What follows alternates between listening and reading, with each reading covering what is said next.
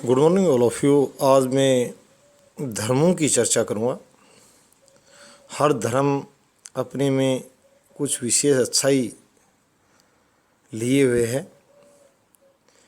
और धर्मावलंबी और धर्म के जो अनुवाद एक प्रकार से व्याख्याकार जो हैं, इंटरप्रेटर जो हैं, अपने अपने रिलीजन के जो धर्म से धार्मिक प्रतिष्ठानों से की है, जो अपने धर्म की अच्छी लिटरेचर की पूरी जिनको समझ है, उनको सार्वजनिक रूप से सिर्फ मंदिर, मस्जिद, गुरुद्वारों और गिरजाघरों से बाहर निकल, चर्च से बाहर निकल कर और उस चीज़ की, चाहे बुद्धिज्म की बात की जाए, जैनिज्म, उसमें भी हम आएंगे, क्योंकि जैनिज्म तो चलो भारत तक बहुत सीमित संख्या में यहीं पर बुद्धिज्म काफ़ी फैला हुआ है एशियाई देशों में, चीन, जापान, इंडोनेशिया, ये इस टाइप के जो देश हैं इनमें इनकी अच्छी उपस्थिति है, बर्मा।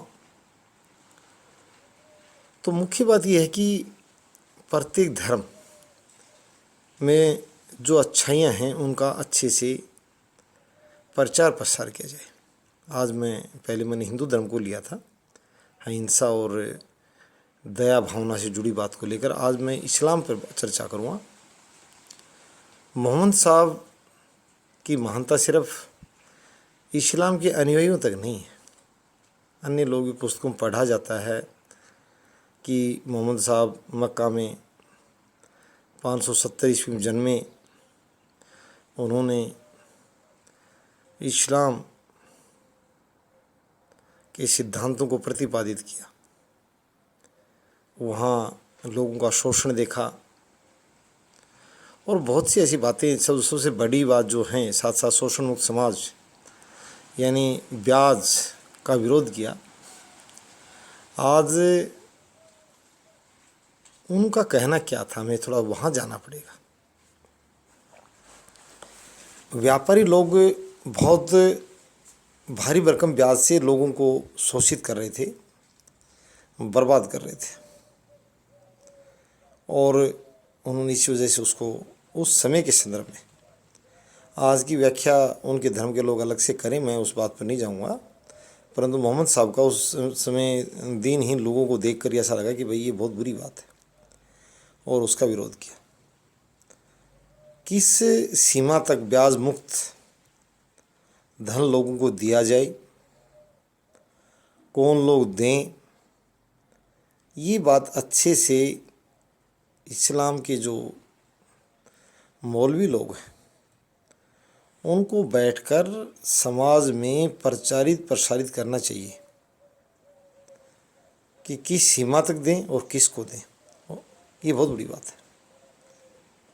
अभी जैसे मैं आंध्र प्रदेश सरकार की योजना पढ़ रहा था अखबार में, तो मुझे वो बात, इसलिए मैं आज इस्लाम के ब्याज मुक्त समाज की जो बात थी मोहम्मद साहब की, वो बात मेरे विचार में आई, उसी को मैं इंटरप्रेट करने बैठा।